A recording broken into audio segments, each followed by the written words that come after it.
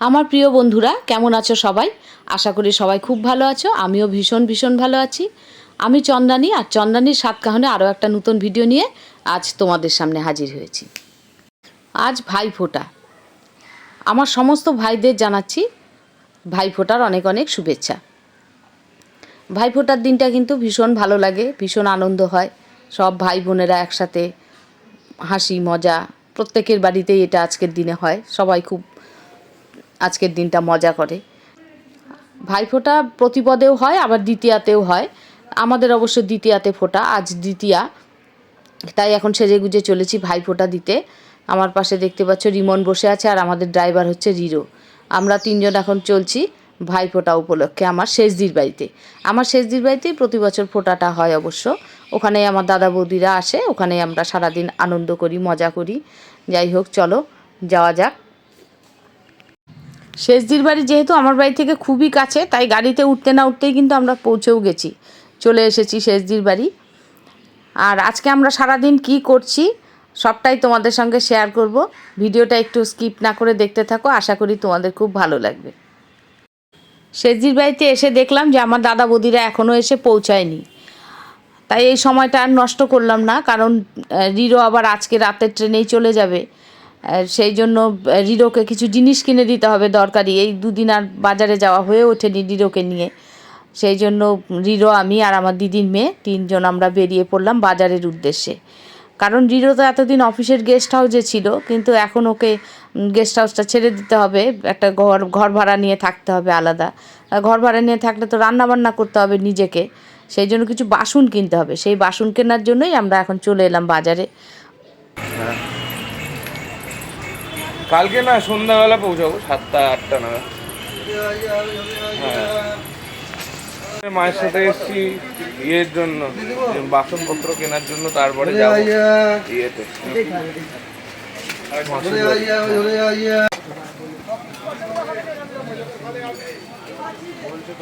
কত আছে দেখ দেখ। চলে এসেছি আমরা বাসনের দোকানে, আর এই দোকানে যখনই আসবে তখনই দেখবে ভিড়। আজকে যে ভাইফোঁটার দিন, তবুও কিন্তু দোকানটাতে প্রচণ্ড ভিড়। যাই হোক, আমাদের বাসন কেনা হয়ে গেছে, এখন আমরা বাড়ির দিকে চলে যাব।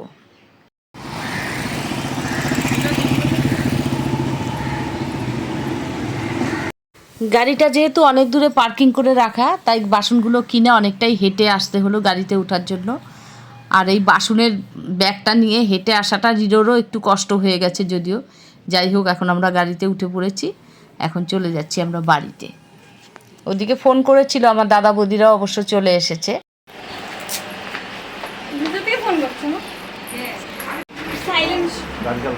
তোর অপেক্ষা করলি আমাদের জন্য, তোদের জন্য অপেক্ষা করে আমরা বাজারে চলে গেলাম। এখন তোদের জন্য তোরা অন্ধকারে বসে আছিস কেন? তোরা ঘরে লাইট নেই। আমরা বাজার থেকে আস্তে আস্তে বেশ অনেকটা বেলা হয়ে গেছে, প্রায় 1টা বাজে। সেই জন্য আমরা আর দেরি করলাম না, এখন ভাইফোঁটা দিতে বসে গেলাম। প্রথমে আমার দিদির মেয়ে আর দাদার মেয়ে ওরা দিয়ে নিল রিরোকে আর রিমনকে ফোঁটা, তারপর আমি আর আমার দিদি আমার দাদাকে ফোঁটা দিলাম।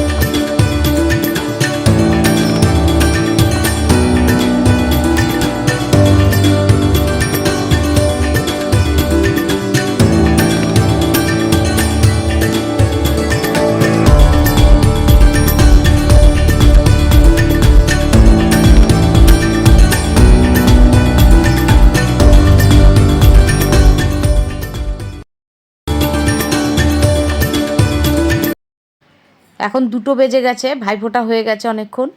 এখন সবাইকে খেতে দিয়ে দিলাম। আজকে আমাদের খাবারে কি কি মেনু হয়েছে তোমাদের বলে দিই। আমাদের হয়েছে আজকে মাছের মাথা দিয়ে মুগ ডাল, আলু ভাজা, চিংড়ি মাছের মালাইকারি, চিকেন কষা আর চাটনি, পায়েস। এর মধ্যে থেকে অবশ্য ডাল, চিকেন আর চিংড়ি মাছের মালাইকারিটা আমি রান্না করেছি, আর আলু ভাজা, চাটনি আর পায়েস করেছে আমার শেষদি। আমি অবশ্য মানে এখানে এসে রান্না করিনি, বাড়ি থেকে একদম রান্না করে নিয়ে চলে এসেছিলাম, কারণ এখানে এসে রান্না করলে অনেকটাই বেলা হয়ে যেত, সেই জন্য একদম রান্না করে নিয়ে চলে এসেছিলাম।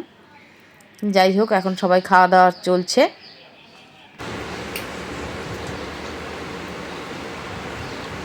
আরো মাংস দিয়ে না, অ্যাভেলেবেল দিন।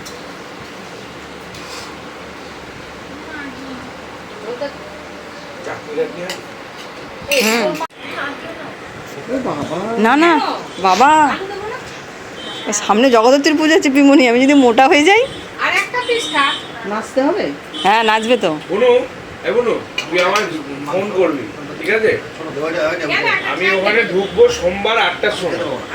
তুই মোটামুটি আমার 10টা নাগাদ ফোন করবি, ঠিক আছে? একদম মাথায় রাখবি। তোকে ভয়েস কল করে করে পাঠিয়ে দেবো, এখান থেকে এত মিনিট, এখান থেকে এত মিনিট, তুই কেটে কেটে গানটা করে দিবি। ঠিক আছে, ঠিক আছে, গানটা আমার পাঠিয়ে দিবি।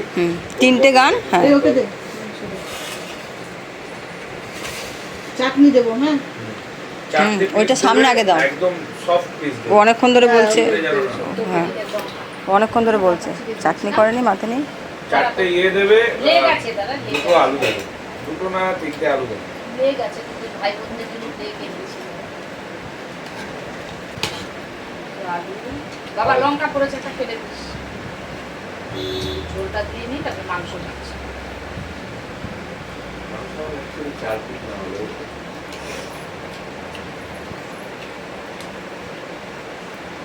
দেখ, আটা দেবো আরেকটাই দাও। 3 পিস নিতেন, এটা ছোট থেকে দে না, 3বার তো দেই। আর ইয়ে দাও, খেতে পারবে কি না? আলু থাক, 2টো আলু। মামু তো খেলোই না। না, ওর আবার নাইট ডিউটি তো। ঠিক আছে, ও এখন মাংস মাংস খেতে, ডাল দিয়ে এত ভাত খেয়ে নি। ওর ওটাই ফেভারিট খাবার। ওদের সবাইকে মেঝেতে বসে খেতে দিলেও আমরা 3জন কিন্তু বসে গেলাম টেবিলে, কারণ ওদের এখনও কারো খাওয়া শেষ হয়নি, কারো হয়ে গেছে, উঠে গেছে, আবার গল্প করছে খেতে খেতে বসে।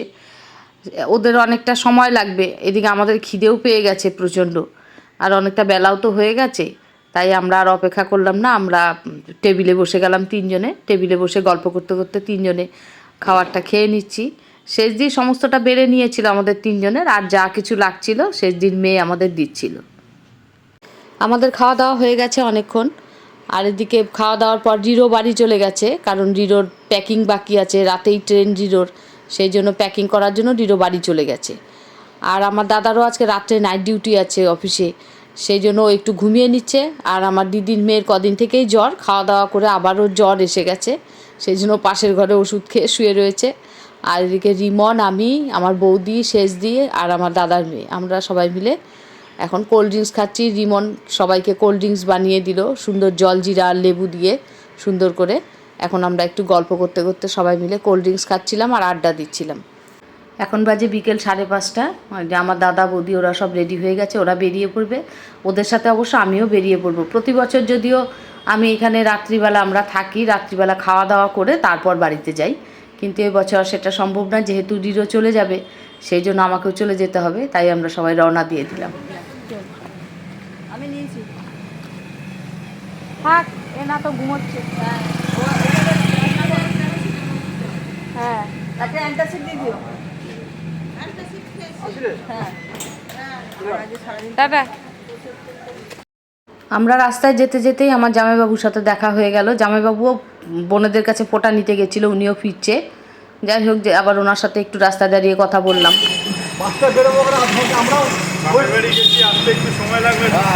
আমরা আরো 5টা বেরোবো করে 8 ঘন্টা ওয়েট করলাম, দেখা হয়ে যাবে।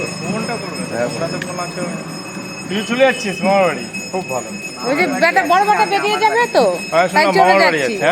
বড় বাবু বেরিয়ে যাবে না? আচ্ছা আচ্ছা, ও আচ্ছা, ও তো 7:30 বেরিয়ে যাবে। হ্যাঁ, আজকে ভাসানের লাস্ট ডেট, সাবধানে যেও। Tata tata. Good night. Tata. Good night. তুমিও চললে? হ্যাঁ।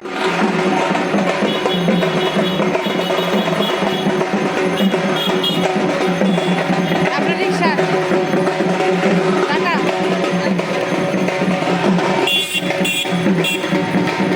টাটা চলে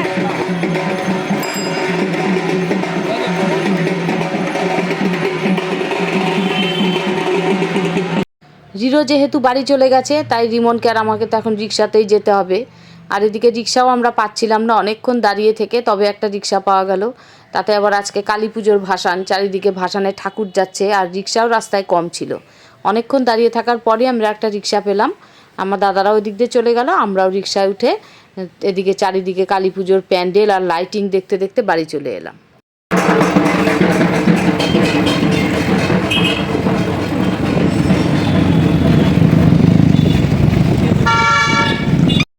রিরোর ট্রেন রাত 9:45টায়। রিরোর বাড়ি থেকে বেরোনোর কথা ছিল সন্ধ্যে 7:30টায়, কারণ আজকে রাস্তায় জ্যাম হতে পারে, চারিদিকে ভাসান হচ্ছে।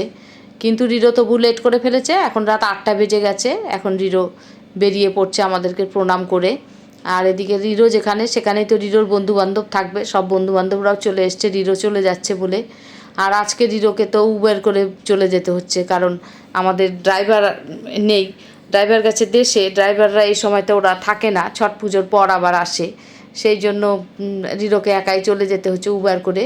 তবে রিরো একা যাবে না, রিরোর 2জন বন্ধুও যাবে রিরোর সঙ্গে, রিরোকে তুলে দিয়ে আসবে ট্রেনে, যেহেতু আমরা যেতে পারছি না কেউ। যাই হোক, রিরোর উবারেও এসে গেছে। এখন রিরো চলে গেল, রিরো চলে যাচ্ছে, মনটা ভীষণ খারাপ হয়ে যাচ্ছে, কিন্তু কিছু করার নেই, যেতে তো হবেই। আর আজকের সকাল থেকে আমাদের ভাইফোঁটার সমস্ত কিছুই তোমাদের সঙ্গে সারাটা দিন শেয়ার করেছি, সব কিছু দেখিয়েছি। কেমন লাগলো আমাদের ভাইফোঁটা তোমাদের? ভিডিওটা ভালো লাগলে অবশ্যই একটা লাইক কমেন্ট করতে ভুলো না। আর যেসব বন্ধুরা এখনও আমার চ্যানেলটা নতুন দেখছো, সাবস্ক্রাইব করোনি, প্লিজ সাবস্ক্রাইব করে আমার পাশে থেকো। সবাই সুস্থ থেকো, ভালো থেকো। আজকের মতো ভিডিওটা এখানেই শেষ করছি, দেখা হচ্ছে পরবর্তী আরেকটা নতুন ভিডিওতে। সবাইকে শুভরাত্রি। আর এতক্ষণ ভিডিওটার সঙ্গে থাকার জন্য সবাইকে অসংখ্য ধন্যবাদ।